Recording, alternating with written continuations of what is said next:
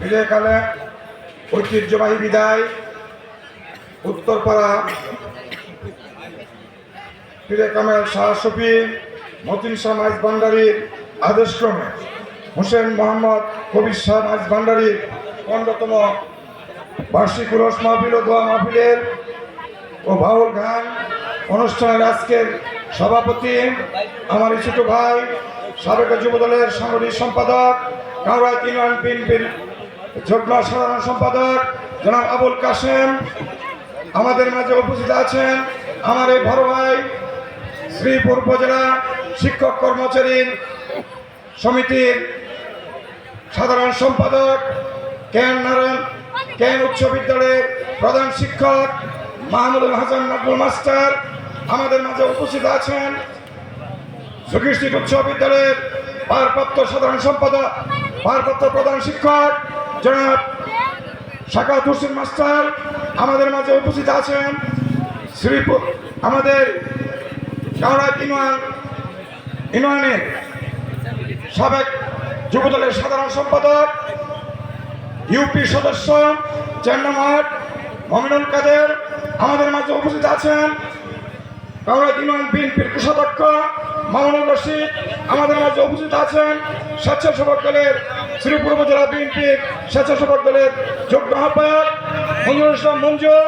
আমাদের মাঝে উপস্থিত আছেন সাবেক ছাত্রনেতা আতাউর রহমান।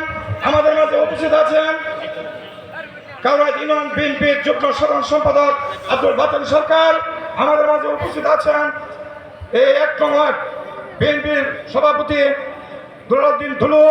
আমাদের মাঝে উপস্থিত আছেন এই 1 নম্বরের সাধারণ সম্পাদক জালালউদ্দিন ব্যাপারী। আমাদের মাঝে উপস্থিত আছেন বিএনপি যুবদল ছাত্রদল স্বেচ্ছাসেবক দল সকল দলের নেতৃবৃন্দ ও আমার সামনে উপস্থিত আছেন আজকের এই অনুষ্ঠানে শ্রোতাবৃন্দ। সকলের প্রতি আমার জিয়াবি সালাম, আসসালামু আলাইকুম ওয়া রাহমাতুল্লাহি ওয়া বারাকাতুহু।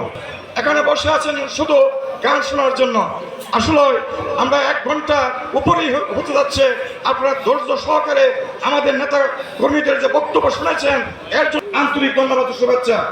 প্রিয় সাথী ও বন্ধুগণ, যে কোনো একটা অনুষ্ঠানই হয় না কেন, এখানে যখন দল সরকারই আসুক না কেন, এই এলাকা যারা রাজনীতি করে তারা কিন্তু এটার সাথে সম্পৃক্ত থাকে। তাই কিন্তু আপনাদের এই কষ্টটা হয়। যেমন এই মাস 6 আগে 5 আগস্ট আমরা রাজনীতি করতে চাই। আমরা কোনো নেতা নই, আপনাদের মতন সাধারণ মানুষ। কিন্তু আমরা কেন নেতা বলে এই ইউনিয়নের একটা দায়িত্ব থাকে। আমরা সেই ভারত হিসাবে আমাদের দলীয় প্রোগ্রামগুলি সাকসেসফুল করার জন্য আমরা প্রত্যেকটি মানুষের সাথে এটি প্রচার করার জন্য আমরা এই রাজনীতি করি। এটাই বাস্তবতা। আরেকটি কথা, এই সরকার 5 আগস্টের পরে যেভাবে পালিয়েছে সারা বাংলাদেশের এশিয়া মহাদেশে ভেতর একটি নজিরবিহীন ঘটনা। 300 এমপি সহ এই দেশে যেই প্রধানমন্ত্রী বারবার বলতো যে এই দেশটা তার বাবা, যে আমার বাবা এই দেশ গড়েছে, দেশ স্বাধীন করেছে, কিন্তু এটা ভুয়া একটা প্রমাণিত করে এই নেত্রী দেশ ছেড়েছে। তার এমপি সরকারি আমলা যারা ব্যাংক ডাকাত তাদেরকে নিয়ে এই দেশ ছেড়ে বিভিন্ন দেশে চলে গিয়েছে। প্রিয় সাথী বন্ধুগণ, কিন্তু আপনারা জানেন, টিভি পত্রিকায় দেখেছেন, টিভিতে দেখেছেন, পত্রিকায় দেখেছেন, 11 যখন 2 নেত্রীকে ধরেছিল আমার নেত্রী বেগম খালেদা জিয়াকে, তখন বলেছিল এই ফখরুদ্দিন মঈনুদ্দিন যে আপনি দেশ ছাড়েন, আপনার জেল হবে না, ফাঁসি হবে না, কোনো কিচ্ছু না, বিচার কার্য চালু হবে না। আমার নেত্রী বলেছিল এই দেশের মানুষ আমার, এই দেশ ছেড়ে আমি কোথাও যাব না, বিদেশ আমার কোনো, বিদেশে তারা প্রভু, আমার প্রভু নয়, এই দেশে মরবো, এই দেশে জন্মেছি, আমি দেশের মানুষকে ছেড়ে আমি বাইরে যাব না।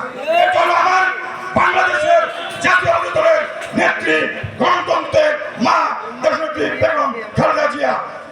তাই বলবো, আপনারা দেখেছেন বিদায়বাসী দেখেছেন, এই বিদায় কেন্দ্রে যখন আপনারা ভোট দিতে গিয়েছেন 10টা 11টার পরে গিয়ে দেখছেন কি দেখেছেন, আপনাদের ভোট কে বা কারা দিয়ে ফেলেছে।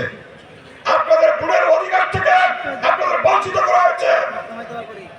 আমরা বলবো আগামী দিন আপনাদের পাশে আমরা থাকবো, আপনাদের ধারে ধারে যাবো, আমরা কারো ভোট দিয়ে সিনেমিনি খেলবো না।